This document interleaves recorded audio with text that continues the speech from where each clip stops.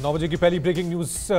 प्रदूषण के चलते दिल्ली सरकार का बड़ा फैसला। दिवाली के अगले दिन से दिल्ली में लागू होगा ऑड इवन फॉर्मूला। 13 से 20 नवंबर तक लागू होगा ऑड इवन फॉर्मूला।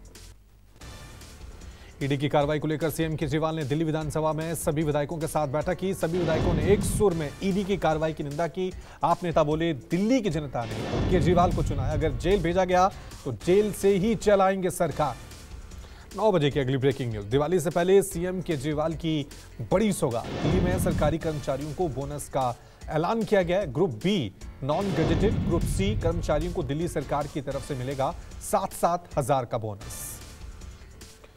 राजस्थान के सीएम अशोक गहलोत ने सरदारपुरा सीट से दाखिल किया अपना नामांकन दाखिल करने के बाद बोले अशोक गहलोत, ऐसा पहली बार हो रहा है जब राजस्थान में नहीं है सत्ता विरोधी लहर। ये हमारे लिए, हमारी सरकार के लिए और कांग्रेस के लिए गर्व की बात है। इंडिया गठबंधन पर शिवराज सिंह का बयान। दिल्ली में दोस्ती, राज्यों में कुश्ती है। कांग्रेस ऐसी दलदल जिसमें इंडी गठबंधन धंसा है, यहां ये सब आपस में लड़ रहे हैं। अखिलेश यादव का पीएम मोदी पर वार। गरीबों को लेकर अखिलेश ने पीएम को घेरा। कहा, पीएम कहते हैं 13 करोड़ लोग गरीबी से निकाले, फिर पीएम गरीबों को मुफ्त राशन देने की बात करते हैं। बीजेपी का गरीबी का पैमाना क्या है? अखिलेश यादव ने फिर साधा कांग्रेस पर निशाना। कहा, कांग्रेस नहीं चाहती कि गठबंधन बना रहे, हम अपना पीडीए गठबंधन करेंगे मजबूत। कांग्रेस ने किया गठबंधन को धोखा देने का काम। 9 बजे की अगली big breaking news. Madhya Pradesh के धार में प्रियंका गांधी की जनसभा। प्रियंका गांधी ने अदानी को लेकर केंद्र सरकार को घेरा। देश का किसान एक दिन में 27 रुपए कमा रहा है, अदानी एक दिन में 1600 करोड़ रुपए कमा रहे हैं। आपको जागरूक होकर वोट देने की जरूरत है। आपको ऐसी सरकार चुनने की जरूरत है जो आपके लिए काम करे। छत्तीसगढ़ में कल होगा पहले चरण का मतदान। चुनाव आयोग ने पूरी की पहले चरण के मतदान की तैयारी। पहले चरण में 20 विधानसभा सीटों पर मतदान होगा। 40,78,000 मतदाता 223 उम्मीदवारों की किस्मत को ईवीएम में कैद करेंगे। 9 बजे की अगली ब्रेकिंग न्यूज। छत्तीसगढ़ में नक्सल प्रभावित बस्तर संभाग की 12 और राजनांदगांव क्षेत्र की 8 सीटों पर मंगलवार को वोट डाले जाएंगे। 20 सीटों में से 10 पर सुबह 7 बजे से दोपहर 3 बजे तक, जबकि शेष 10 सीटों पर सुबह 8 बजे से शाम 5 बजे तक मतदान होगा। सुरक्षा के पुख्ता बंदोबस्त किए गए। छत्तीसगढ़ के नक्सल प्रभावित इलाकों में मतदान के सुरक्षा के पुख्ता बंदोबस्त हैं। केंद्रीय अर्धसैनिक बल के अलावा जिला रिजर्व गार्ड, विशेष कार्य बल, बस्तर फाइटर्स और कोबरा कमांडो की तैनाती हुई है।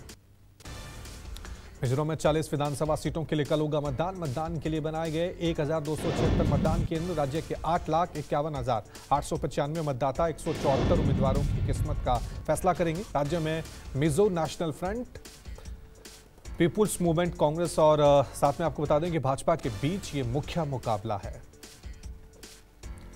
महादेव बुक ऐप को लेकर सीएम बघेल का केंद्र पर वार। का केंद्र की मंशा महादेव ऐप को बंद करने की नहीं, ऑनलाइन सट्टा खेलने वाले पूरे देश में केंद्र सरकार इनकी पहचान कर इन्हें बंद करे। बसपा सुप्रीमो मायावती का मुंगावली विधानसभा में जोरदार स्वागत हुआ। मायावती ने जनता से जिले के 3 विधानसभाओं में बसपा प्रत्याशी को जिताने की अपील की। मायावती ने लोगों को गिनाई यूपी में बसपा के शासन में अपनी उपलब्धि। यूपी में एक बार फिर मंत्रिमंडल विस्तार की चर्चा तेज हो गई है। दिवाली से पहले योगी मंत्रिमंडल का विस्तार संभव। 10 नवंबर तक मंत्रिमंडल विस्तार की संभावना। मंत्रिमंडल विस्तार में पिछड़े वर्ग को तवज्जो मिलेगी। मंत्रिमंडल विस्तार में पिछड़े वर्ग के नेताओं को जगह मिल सकती है। 9 बजे की 16वीं ब्रेकिंग न्यूज। बीएचयू और आईआईटी बीएचयू के बीच बाउंड्री नहीं बनाने पर सहमति बनी है। मीटिंग में अन्य सुरक्षा उपायों को और मजबूत बनाने पर कई फैसले किए गए हैं। छात्रा से हुई छेड़छाड़ की घटना के बाद बीएचयू और आईआईटी बीएचयू के बीच बाउंड्री बनाने की मांग की गई थी। भारतीय अंतर्राष्ट्रीय फिल्म महोत्सव का आयोजन होगा। गोवा में 54वें IFFI महोत्सव का आयोजन 20 से 28 नवंबर तक ये आयोजन होगा। केंद्रीय मंत्री अनुराग ठाकुर बोले, इस बार ज्यादा भव्य होगा आयोजन। दिल्ली एनसीआर में फिर महसूस किए गए भूकंप के झटके। 4 दिन में दूसरी बार हिली धरती। रिक्टर स्केल पर भूकंप की तीव्रता मापी गई 5.6। नेपाल रहा भूकंप का एपिसेंटर। राहुल गांधी पहुंचे केदारनाथ में राहुल गांधी ने लंगर सेवा की। दर्शनों के लिए लाइन में लगे लोगों को लंगर बांटा।